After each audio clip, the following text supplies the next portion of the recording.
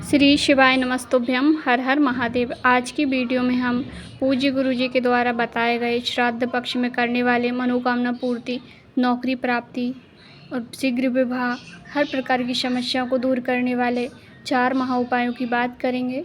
तो आपके सारे उपायों की जानकारी इसी वीडियो के माध्यम से प्राप्त हो जाएगी। आपको वीडियो के माध्यम से करके दिखाए जाएंगे उपाय, ताकि आप अच्छे से समझ के कर सकें और कोई गलती ना हो, ताकि हमें उपाय का पूरा लाभ प्राप्त हो। तो आइए वीडियो शुरुआत करते हैं। उससे पहले आपसे छोटी सी विनती है कि वीडियो की जानकारी थोड़ी सी भी उपयोगी लगे आपको तो वीडियो को लाइक ज़रूर करें। आपका एक लाइक हमें बहुत सपोर्ट देता है।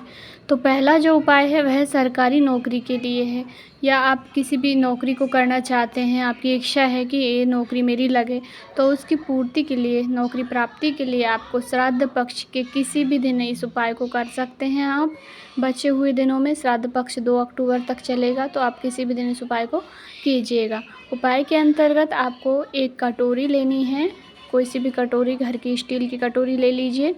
उसमें 3 सफ़ेद फूल रखने हैं, सफ़ेद फूल भी कोई से भी रख सकते हो। 3 चावल के दाने रखने हैं। दोनों सामग्री को अपने दरवाजे के पास, कटोरी में 3 चावल के दाने और फूल को रखकर अपने दरवाजे के पास बाहर की ओर रखना है। आपको थोड़ी देर रख दीजिए, फिर वहाँ से उठा लीजिए उनको, और उठाकर आपको ले जाना है फूल और चावल वाली जो कटोरी है उसे महादेव के मंदिर। सबसे पहले आपको नंदी बाबा पड़ेंगे, तो नंदी बाबा के स्थान पर जो उठा हुआ नंदी बाबा का पैर है, पैर के पास आपको उस कटोरी को स्पर्श करा लेना है, छुआ लेना है, टच करा लेना है। उसके बाद भोलेनाथ की शिवलिंग के पास जाकर आपको माता अशोक सुंदरी के स्थान पर, जो भी व्यक्ति कर रहा है या जिसके लिए कर रहा है उसका नाम गोत्र बोलकर फूल और चावल अर्पित करने हैं माता अशोक सुंदरी के स्थान पर। यदि आप अपनी नौकरी के लिए स्वयं कर रहे हैं तो आप अपना नाम बोलिए, अपनी नौकरी के बारे में बोलिए जो आपको चाहिए। और यदि घर में से कोई अन्य सदस्य अपने बच्चों के लिए कर रहे हैं, माता पिता, तो वह बच्चों का नाम और गोत्र बोलकर यह उपाय कर सकते हैं। श्राद्ध पक्ष के बचे हुए किसी भी दिन करके देखिएगा। गुरुजी ने इस उपाय से नौकरी का अवश्य ही कहा है। प्रयास करने में कुछ नहीं जाता है, प्रयास अवश्य ही कीजिएगा और मेहनत भी पूरी करें। दूसरा उपाय, यह उपाय भी आप श्राद्ध पक्ष के किसी भी दिन कर सकते हैं, दिन निश्चिंत नहीं है।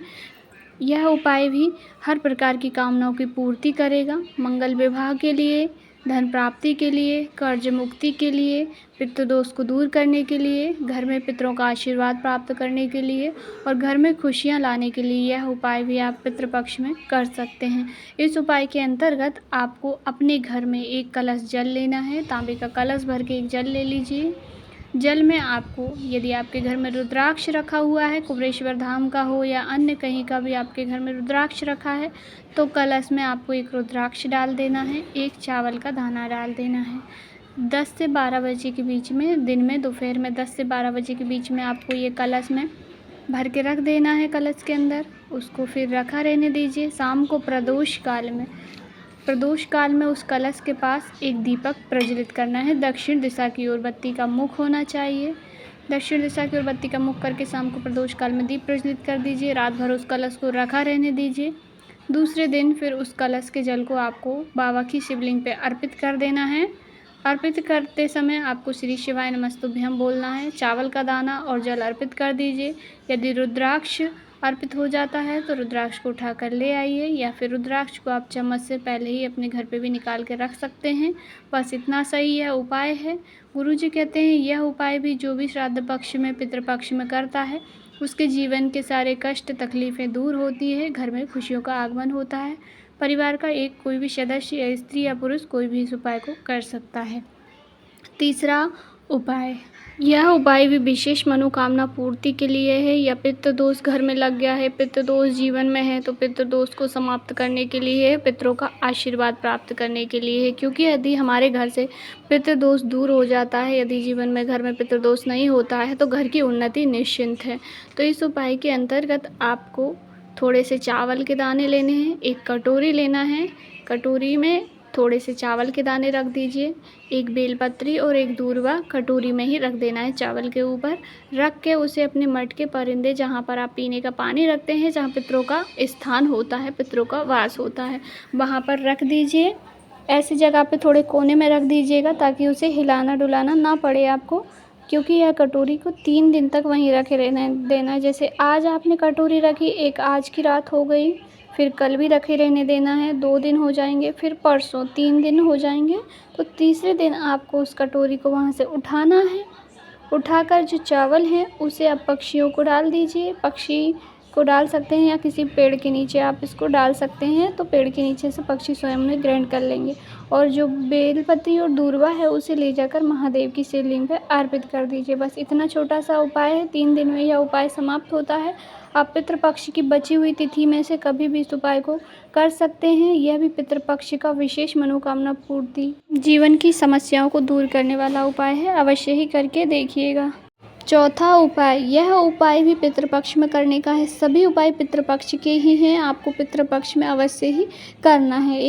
यह उपाय पितृपक्ष का काफ़ी सरल उपाय है। गुरुजी ने कहा, आप पितरों के निमित्त में पितृपक्ष के माह में कुछ नहीं कर सकते हैं। आप ब्राह्मण को भोजन नहीं करा सकते, आप श्राद्ध नहीं कर सकते, आप गया जी नहीं जा सकते, पिंडदान नहीं कर सकते।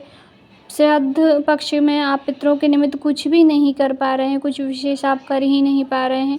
जीवन में पितृदोष लगा हुआ है, घर में समस्याएं चल रही हैं, परेशानियां चल रही हैं, एक के बाद एक व्यक्ति बीमार होता जा रहा है, बीमारियां घर से दूर नहीं हो रही है। तो इस श्राद्ध पक्ष में आपको एक छोटा सा उपाय अवश्य ही करना है। इस उपाय को अंतर्गत आपको एक घर में से एक रोटी, पूड़ी या पराठा जो आपके घर में बना हो वह लेना है। आप पहले ही ले लीजिएगा, जूठा नहीं करना है। जैसे आपके घर में रोटी बनी तो एक गौ माता की रोटी बनती है, उसी रोटी को आप थोड़ा सा बड़ा कर लीजिए। उस रोटी में आपको थोड़ा सा मीठा रखना है। आपके घर यदि खीर बनी है तो खीर रख लीजिए, नहीं तो थोड़े से चावल के दाने रख लीजिए, या फिर थोड़ा सा गुड़ या शक्कर जो हो वह रख लीजिए। बस कुछ मीठा रखना है और ले जाकर, यदि आपके घर में गौ माता है तो गौ माता को तुरंत ले जाकर खिला दीजिए। ठंडी नहीं करना है रोटी को, मतलब बासा नहीं करना है, आपको ताज़ी ही रोटी खिलानी है।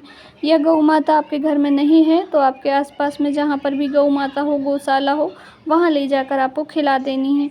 और यदि गौ माता नहीं मिलती है तो आप अपने पास उसे लेकर जाएँ, जहाँ गौ माता मिले उस एक रोटी को आपको सोमपित्र का नाम लेकर, ध्यान से नाम याद रखिएगा, सोमपित्र का नाम स्मरण करना है और रोटी को गौ माता को खिला दीजिएगा। कोशिश कीजिएगा जब आप गौ माता को रोटी खिलाएं तो आपका मुख दक्षिण दिशा की ओर हो। उसके बाद आपको गौ माता को थोड़ा सा पानी भी पिलाना है। कहते हैं पितृपक्ष के दौरान यदि आप गौ माता को रोटी खिला रहे हैं या काक को रोटी डाल रहे हैं या आप स्वान को, कुत्ते को रोटी खिला रहे हैं तो उसे पानी का भाग अवश्य ही दें। इससे हमारे पितरों को भाग प्राप्त होता है। यदि आप रोटी अकेले खिला देंगे और पानी नहीं देंगे तो वह पितरों को प्राप्त नहीं होगा। तो आप कुछ बॉटल में रख के उनके मुख पर जल के छींटे भी दे सकते हैं यदि आप पिलाना संभव नहीं है तो, पर पानी अवश्य ही दें। जानकारी आपको थोड़ी सी उपयोगी लगी हो तो वीडियो को लाइक ज़रूर करें।